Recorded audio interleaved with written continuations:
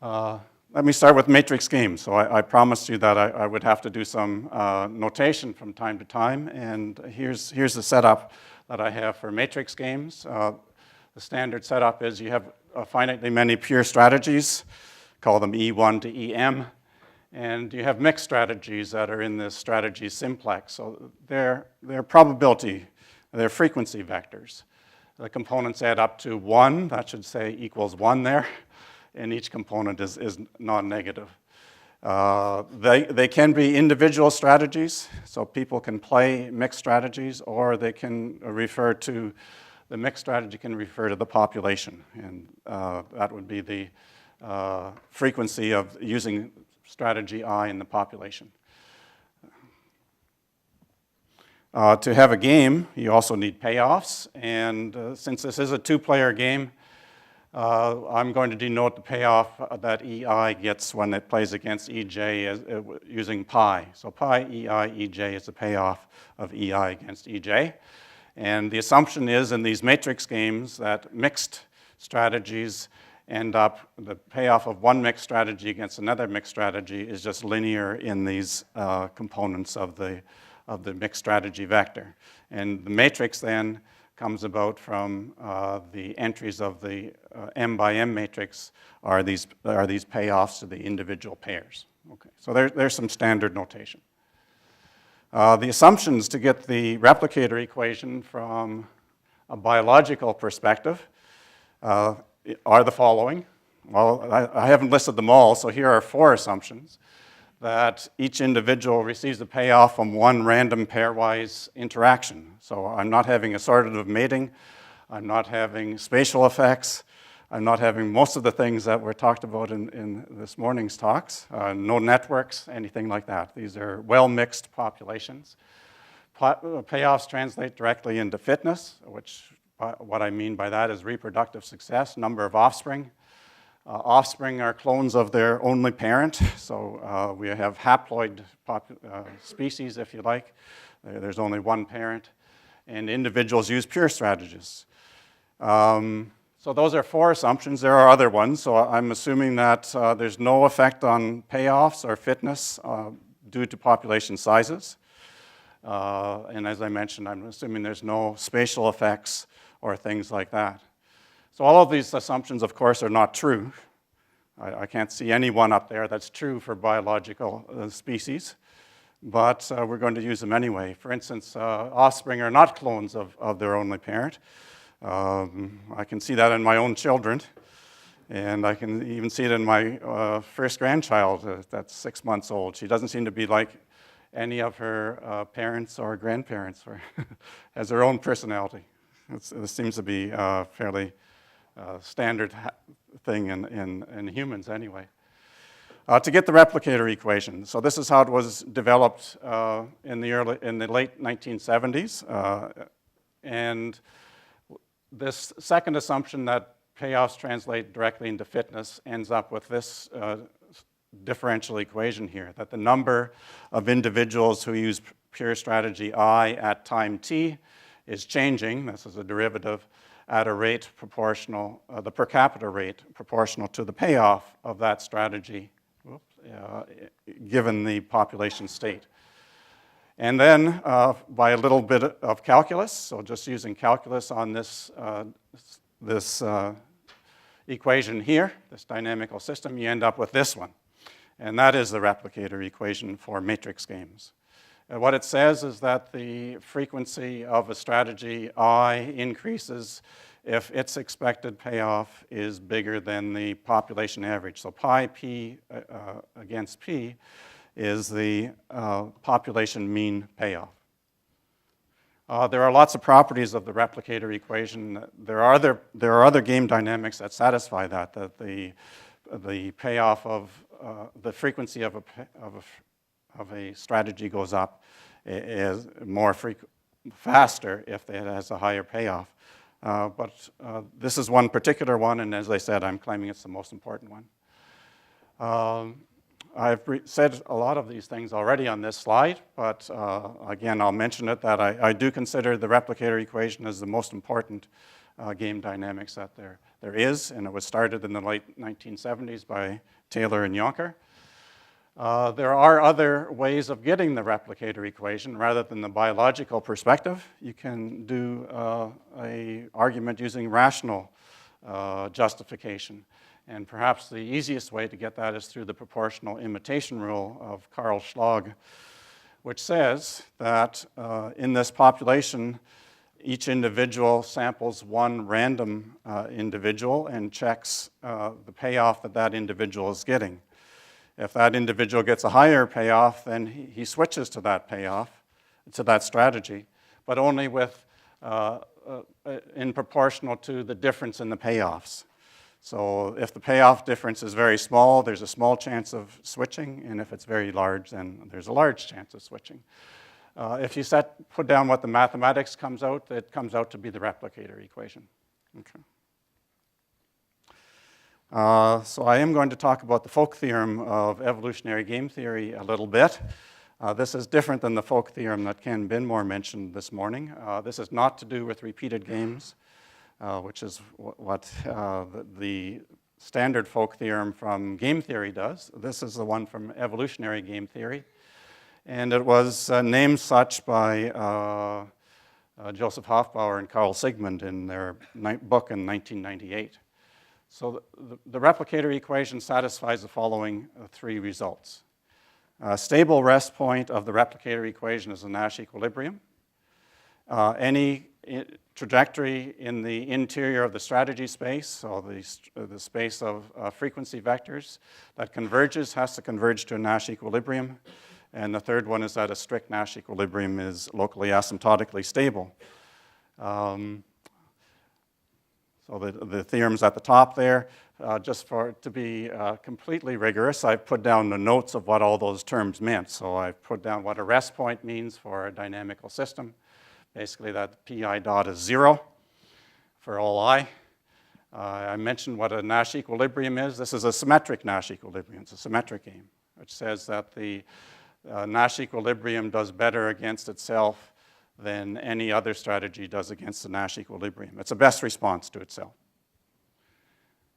At least as well, sorry. It doesn't have to do better. It has to do at least as well.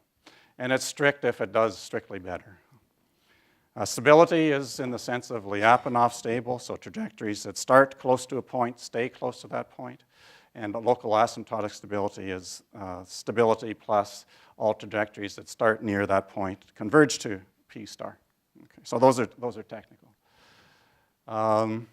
But more importantly is what this folk theorem allows biologists to say and other models that use evolutionary game theory. It means that to predict what's going to happen to their evolutionary systems, they should be looking for Nash equilibrium behavior. It's as if individuals are behaving rationally, whereas the underlying model that gives you the replicator equation has no rationality in it, at least the biological perspective. It's natural selection that's driving the evolution, not rational behavior. And as what I say here is that these results from this folk theorem have resulted in a fundamental shift in biological thinking, and to my mind anyway, that this idea of strategic reasoning and Nash equilibrium has had a greater effect on applications to biology, population biology. I'm not claiming all of biology, but population behavior, even bigger than other game theoretic applications to biology. So there are earlier ones. There's Fisher's argument for the 50-50 sex ratio. That also appears, by the way, in Darwin's book in 1871. And certainly Hamilton's kin selection idea is also game theoretic. But I would assert that, in fact, this evolutionary game theory has had more of an influence than either of those two. And oftentimes, the Folk theorem is not invoked to make this claim, but rather the idea of an evolutionarily stable strategy, and that's where I consider that evolutionary game theory began in the first place in the early 70s. So let me give you the definition of an ESS. First of all, the word definition of it from Maynard Smith's book in 1982. An ESS is a strategy such that if the population is monomorphic at the ESS, then it cannot be invaded by a mutant strategy under the influence of natural selection. Well, there are some terms in there that are not well defined. He goes on to say, actually on the same page, of what he means by under the influence of natural selection, and that is that it's uninvadable. It can be made precise if you give a precise assumptions are made about how the population evolves. So of course in this talk I will be assuming that it evolves according to the replicator equation, but that's not actually essential, because in a matrix game, if you have this monomorphic population at P star, and you have a mutant strategy come in that's using P, then almost under all game dynamics for matrix games, this mutant will go extinct if you have these two conditions. So the first one is the old symmetric Nash equilibrium condition I had previously. But the second condition is when you have a mutant that does just as well as P star does against itself. So it is an alternative best reply to P star. Then in that situation, P star has to do better against the mutant than the mutant does against itself. So those will be rare events. By the way, this is all in a large population, so I'm not taking finite population effects into consideration. The definition of the ESS then is it's an ESS if it satisfies these two conditions for all mutants P, so for all other mutants strategies P. Theorem 2, which I claim is another way that evolutionary game theories has such a profound effect on population biology, is the stability results in B and C. An ESS is locally stable, rest point, and furthermore, an interior ESS is a globally stable rest point. So if you know that you have an ESS strategy, that's even better for the model, because you can be pretty assured that the population is going to evolve to it.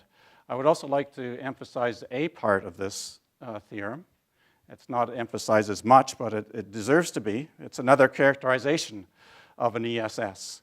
And what it says is that you have an ESS in a matrix game if and only if the ESS strategy can invade any nearby monomorphic population P. So it sort of turns the table. Maynard Smith says the mutant shouldn't be able to invade P star, but now I'm saying that take P star as the mutant and take P as the population. And it is an ESS if the ESS can invade all nearby monomorphic states. So it turns it around, but it's an if and only if statement for matrix games. And it actually has gone by several names. It's called locally superior. So a strategy that satisfies this up here is called locally superior by Jorgen Weiball. It's called neighborhood invader strategy by Joe Apelou. And I called it a neighborhood superior.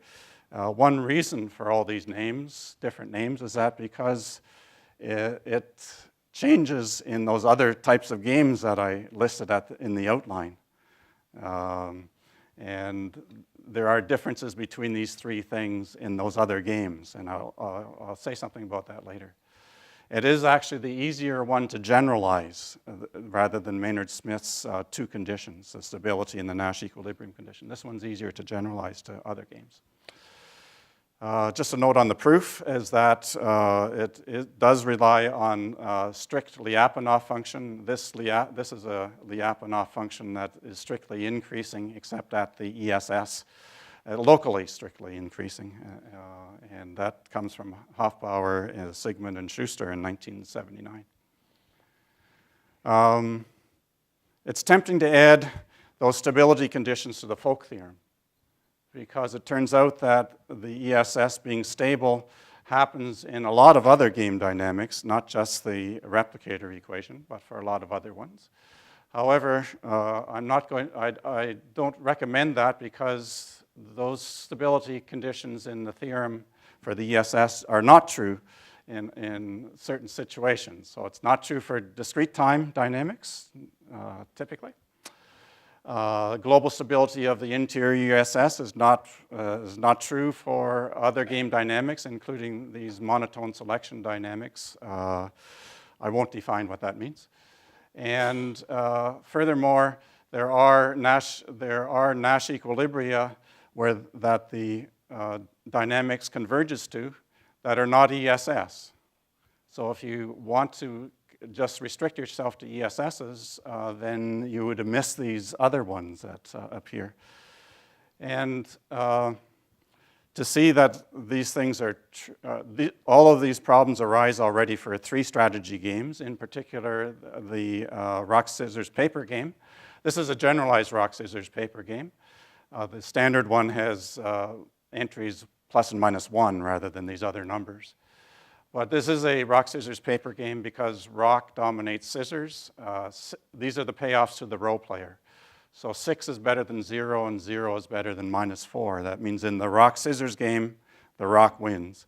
And scissors dominates paper, and paper dominates rock. So you have this cyclic dominance in a generalized rock, scissors, paper game. But that dominance implies there's no Nash equilibrium on the boundary of the strategy simplex. It's a triangle this time. And then, in fact, it implies there's a unique Nash equilibrium that has to be in the interior. Here it is. It's not really important what it is. If it was a standard rock, scissors, paper game, it would be 1/3, 1/3, 1/3, which says that in that game, you should, if you're playing against somebody, you should pick those pure strategies 1/3 of the time each. You shouldn't be predictable as to what you're going to play each round. Here's the replicator equation for the dynamics for that generalized rock, scissors, paper game. There's the equilibrium. It's kind of large, but that's P star, the Nash equilibrium. And all the trajectories are spiraling in towards it. It's globally asymptotically stable. But it's not an ESS, and here's the proof of it. It comes down to this, that P star against E1 actually does worse than, it cannot invade the pure strategy E1, is what it comes down to. Even more, an even bigger problem, I think, is if you take the reverse rock, scissors, paper game. So you just take minus those payoff entries. That now is a rock, paper, scissors rather than rock, scissors, paper.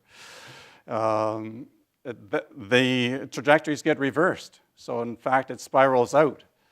And what happens in that case is the dynamics does not approach a Nash equilibrium. It approaches this heteroclinic cycle. So these are now going backwards. They're going counterclockwise around this triangle, going to a cycle around the boundary.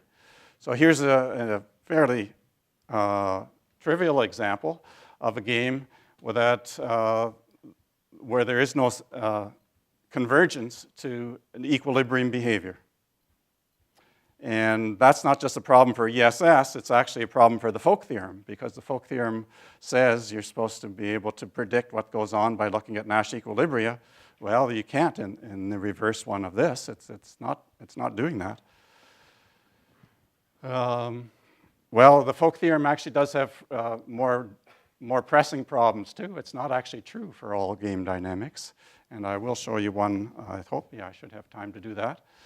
And this paragraph mentions that doesn't mean the Folk theorem is not important, because if you are looking at a game dynamics, I assert that you should be checking how the replicator dynamics is doing for that, the replicator equation is doing for that particular type of game.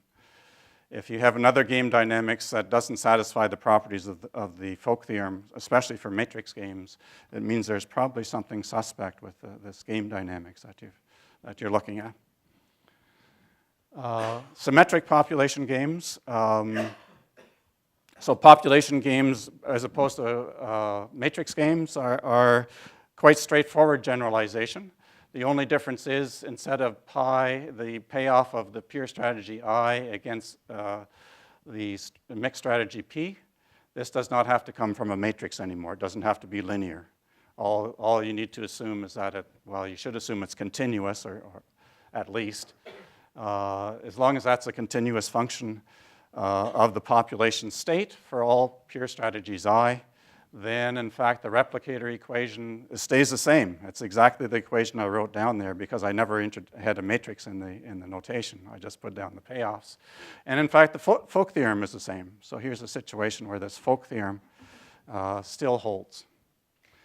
The ESS does have a few things that change on it. The local stability is still okay for the ESS if you use locally superior. The Nash equilibrium and the stability condition from Maynard-Smith, you can't write them down anymore for population games. You can try, but you see immediately that there's an issue there. Locally superior, though, that P star does better against P than P does against itself. That still works.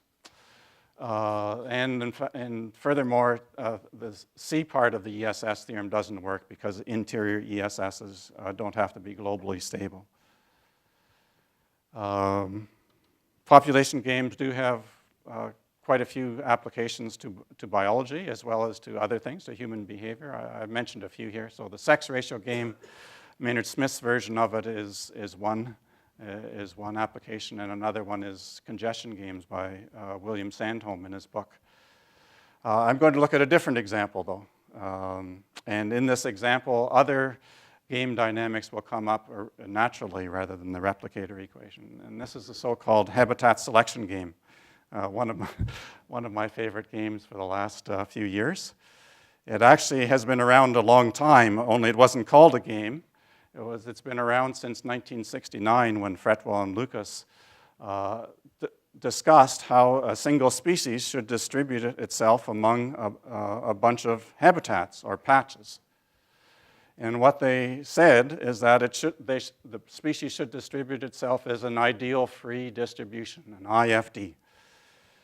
And they proved in this paper in '69 that there is a unique IFD among, doesn't matter how many patches you have, if fitness is a decreasing function of patch density, so as the number of individuals in the patch goes up, their payoff or fitness goes down.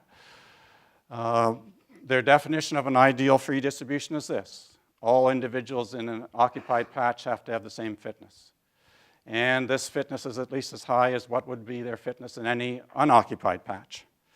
Well, if you translate that into game theory, which they did not use game theory in this paper, that's just a verbal description of a Nash equilibrium. That's exactly, of a symmetric Nash equilibrium, a single species. It has since been proved that this IFD, this Nash equilibrium, is actually always an ESS, and that it's actually always globally asymptotically stable under the replicator equation. And it has actually, quite a bit more has been proved. And what happened there? The theorem is in the next slide. So before I get to the theorem, I have to introduce some more notation. So Fretwell and Lucas implicitly were saying that their species, which actually were birds, they were looking at a distribution of birds, are moving to patches that have better quality, as they called it. To make that more explicit,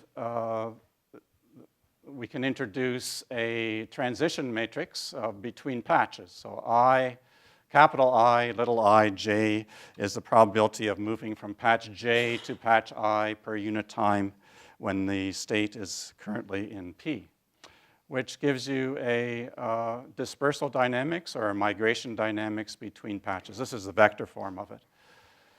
And IP is a migration matrix. It's actually a stochastic matrix. The theorem says, so this is a generalization of the replicator equation. It says, suppose this migration matrix satisfies, individuals never move to a patch with a lower fitness. And secondly, if there's a patch with a higher fitness, then some occupied patch, some individuals move to a patch with higher fitness. The replicator equation satisfies that, but so do a lot of other game dynamics. The conclusion is that you automatically go to this unique IFD with those two assumptions. The proof is, again, another strictly Apanov function. This one's actually a decreasing function. The maximum payoff that you get in any patch is actually strictly decreasing this time, rather the other one was strictly increasing. It also has, there's also a technical proof from it. It's called a potential game. It turns out to be a potential game, and it turns out to be a strictly stable game, if either of those things mean anything to you. You can look them up in the Sandholm's book again. Let me illustrate this with a few migration matrices. The first one, so I'm assuming that patch 1 is the best, patch 2 is second best, and patch 3 is the worst. That's what this says up here. And consider this migration matrix. What this says is that individuals who move all go to the best patch. They all move to patch 1. That's what these ones mean. And if you go through what the dynamics works out to be, where is this dynamics? Right here, in vector form.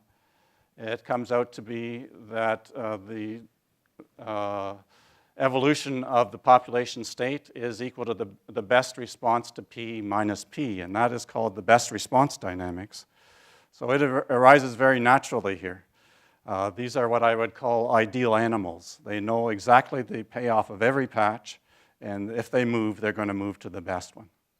So they have lots of information. The other one, this one here, is different. It also satisfies the conditions in the theorem. But here, the idea is that individuals don't have complete information. They just sample one patch at random. And if that patch happens to have a better payoff, they move there. And if it doesn't, they don't. So if you're in patch 2, 1/3 of the time you sample patch 1, it has higher payoff, so you move there. 1/3 of the time you sample patch 3, it has lower payoff, you don't move there. And the rest of the time you stay where you are, including the time when you sample patch 2. That also satisfies the conditions of the theorem. Okay, so in non-vector form, for the best response dynamics, when patch 1 is the best, you get this system of 3 differential equations. And the trajectories for that are evolving straight in a straight line, so the dynamics are quite easy. They're going in a straight line towards the best patch, going to patch 1. But as they more and more go to patch 1, eventually some other patch will get the same payoff as patch 1, and then they'll have to go somewhere else. Here's what happens for these particular payoff functions. So this is a logistic model. The individual payoff is linear in patch density. Okay. This figure here actually refers to the trajectory that starts in the second patch. If you start in the second patch, the first patch is best. So you go directly in a straight line to patch 1 until patch 1 and patch 3 have the same fitness. So that's when patch 1 has fitness 0.6, when P1's big enough, 40%, I guess. And at that point, then you go towards patch 1 and patch 3 at the same time, kind of at the same rate to keep the fitness equal. And what happens is you go in a straight line there's the IFD right there. And if you happen to start in patch 3, you would go towards patch 1 to start with. Then you go. This dynamical system is not a system of differential equations. It's actually a system of differential inclusions, which makes it harder in some sense, but makes it easier in another sense. They're just straight lines. The dynamics is easier in that sense. These are the individual payoffs. So you started in patch 1. Everybody was in patch 1. They have patch 2. This is patch 2. Started in patch 2. They had negative payoff. And patch 1 has payoff 1. Patch 3 has payoff 0.6. So individuals move to patch 1. The fitness comes down in patch 1 until it equalizes in patch 3.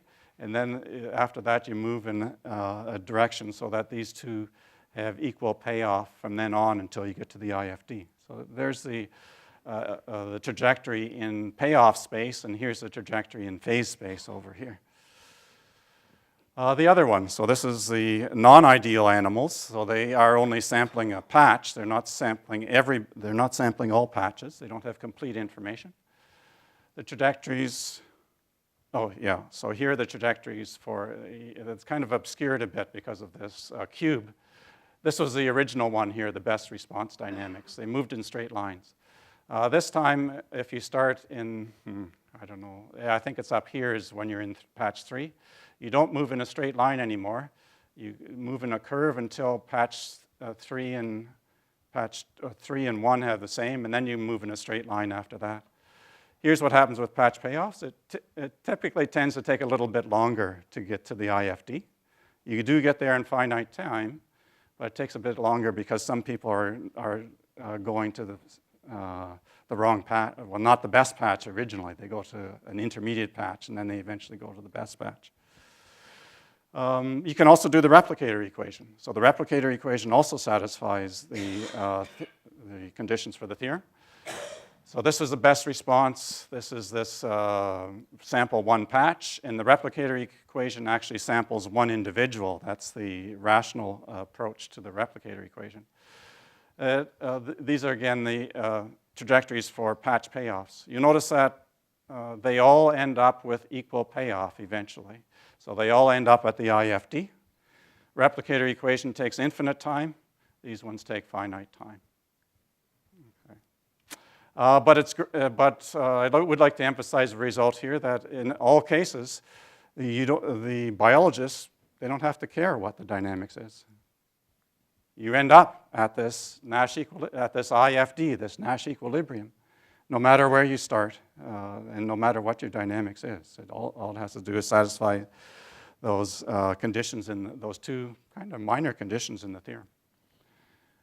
Games with continuous strategy space. So I would like to not spend too much time on this. So the problem with continuous strategy spaces from a mathematical point of view is that the population state now is not a frequency vector. It's a frequency measure, a probability measure on this set of pure strategies. And I will restrict myself to when the set of pure strategies is a closed and bounded interval, so a compact subset of the real numbers, an interval. And so that makes the replicator equation quite hard to deal with. It's now a measure dynamics, not it's an infinite dimensional dynamical system, and that's hard to deal with. But one way to avoid that is to assume that the population is always monomorphic.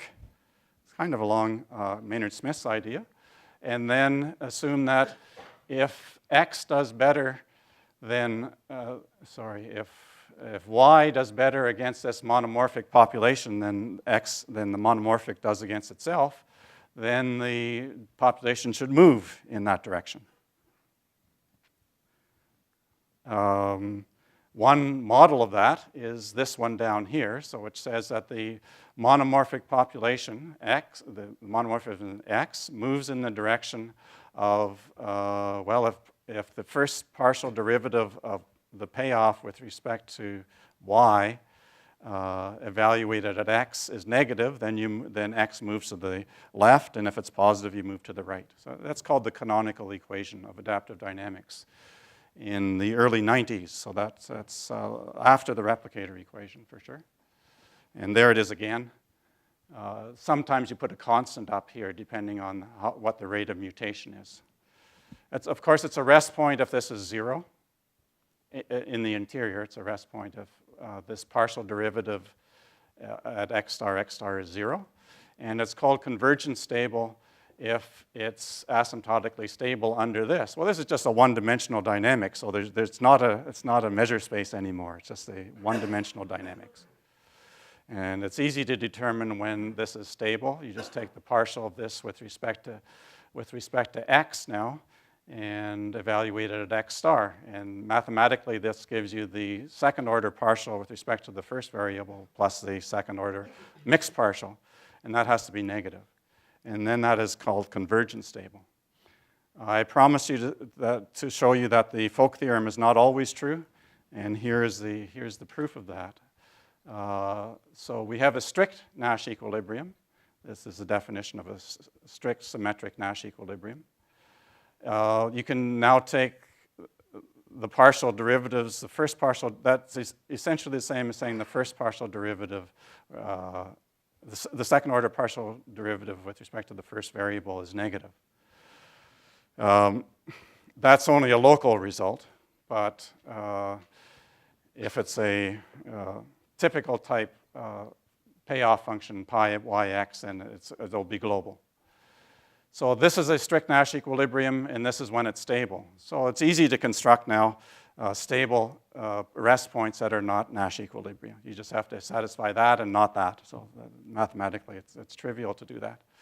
And that's what it says here. So there may be Nash equilibrium in the not convergent stable, and there may be convergent stable rest points that are not Nash equilibria. So the Folk theorem, actually all three statements in the Folk theorem are not true for the adaptive dynamics. On the other hand, if you do have a convergent stable rest point that's not a Nash equilibrium, you have what's called an evolutionary branching point, and that can actually be invaded by a dimorphic population on either side of the X star. So it can't be invaded by a monomorphic population, but it can be invaded by a dimorphic population. And that leads to usually considering something that's stable under adaptive dynamics to have to be convergent stable, plus it has to add this extra Nash equilibrium condition as well. Those two conditions are what Ayala and Eshel defined to be a continuously stable strategy in 1983. And he didn't have the dynamics at that point, but his idea was to generalize the ESS to continuous strategy spaces, and that's how he did it. And it turns out that that's what was correct for the canonical equation of adaptive dynamics. But it's not true for the replicator equation. So the CSS is not stable under the replicator equation. This is the replicator equation for continuous strategy spaces. Since I don't have very much time left, I will be going quickly. Forget about the replicator equation for continuous strategy spaces.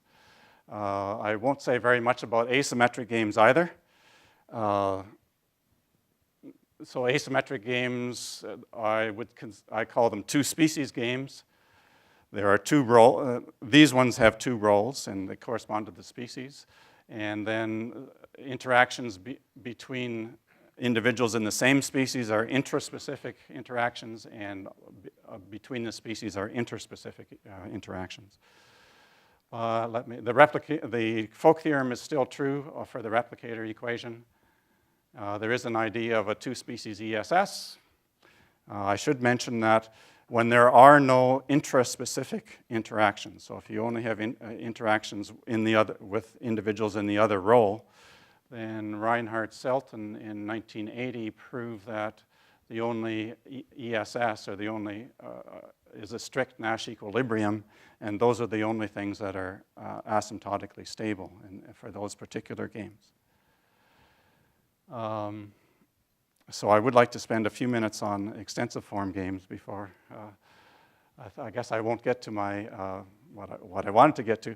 But the extensive form games give you a nice illustration of bimatrix games.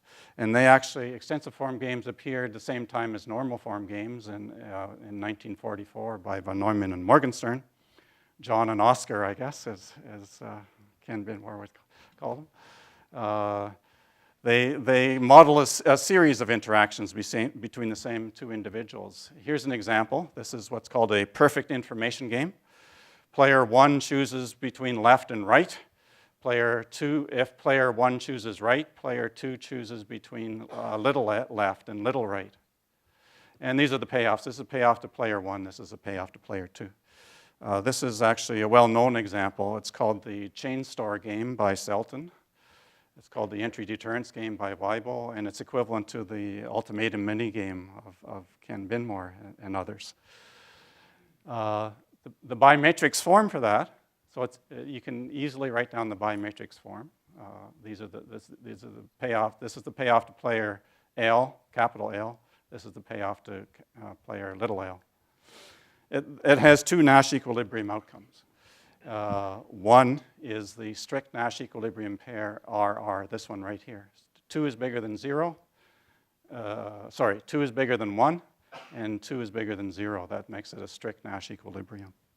But there is another one, and that is, this is also a Nash equilibrium. 1 is bigger than 0, and 4 is bigger than or equal to 4. So that's another Nash equilibrium. It belongs to a Nash equilibrium component, which says that you have to play L at least 1/2 the time. Because if you do, then up here, then player 1 gets at most 1, payoff of 1. And that means that he would be just as well off choosing the 1 in the first place. So that becomes a Nash equilibrium component. And the replicator equation for it is pictured here. All trajectories converge to a Nash equilibrium, so that's nice. We don't have any of this cycling around the boundary or anything like that. The strict Nash equilibrium is asymptotically stable, as it has to be by Selton. And there are other results that it satisfies. So every Nash equilibrium outcome ends up at one of the endpoints of the graph of the decision tree. Every Nash equilibrium component contains a pure strategy. The outcomes are all elements of a Nash equilibrium component are the same. Furthermore, these are the dynamic results. And what the dynamic results do is they emphasize the subgame perfect Nash equilibrium. The subgame perfect Nash equilibrium, I guess, where is that? Right here. Subgame perfect, you look at the last subgame in this tree, and you pick out what player 2 should do. Player 2 should play little r, because 2 is bigger than 0. Double line. Then you truncate. You get rid of the 0, 0 and put a 2, 2 here, and then decide what player 1 should do. Player 1 then chooses between 2 and between 1. He has to choose 2. So that's a subgame perfect Nash equilibrium. Doesn't matter how big this tree is. If it's perfect information, you can do what's called backwards induction and get the subgame perfect Nash equilibrium.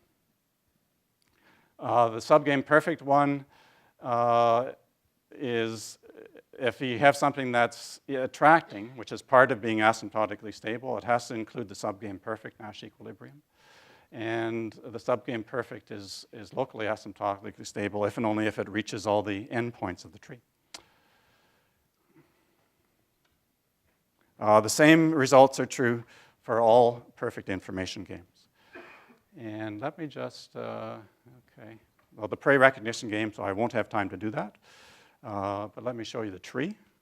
So this is not perfect information because there is a place here where the predator has to decide what prey, whether to attack a prey or not without knowing what type of prey it's attacking. So there are 2 types of prey. Then it can decide whether to spend some time finding out what type of prey it is before it attacks. That's a decision tree. If the recognition time is small and the profitability of the prey that has the least profitability is sufficiently small, you end up with this. You end up with a Nash equilibrium component to this game, and you end up with a strict Nash equilibrium. This is not an extensive form game in the traditional sense because payoffs are no longer linear in strategies. This is a continuous strategy space with nonlinear payoffs. And this is a dynamics that would go with this. It's kind of a hybrid dynamics. This is the adaptive part over here, adaptive dynamics on this continuous strategy space. And these terms here are more like replicator dynamics. In any case, the trajectories of those are what I drew there. And what happens is that the predator can learn what prey to attack by following this adaptive dynamics. Oops, okay, so I want to emphasize this. So in this particular example, this actually brings out something new for biological applications for game theory. Specifically, it opens up the question of how predators can learn their optimal foraging behavior. This is where that game comes from, optimal foraging theory. And that question is not usually considered in optimal foraging theory. But I would like to turn it around and say that this example also has something important to say about human behavior.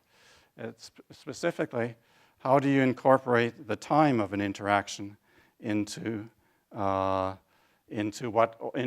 behavior? So in this prey recognition game, there were times of recognition, times for searching, and also handling times. And it depends which strategy you use as to how much time each of those interactions take. So and furthermore, this continues a long tradition of evolutionary game theory giving new ideas for biology from using ideas in game theory, but also vice versa, ideas in biology giving things to look at in game theory. Thank you. And I don't know.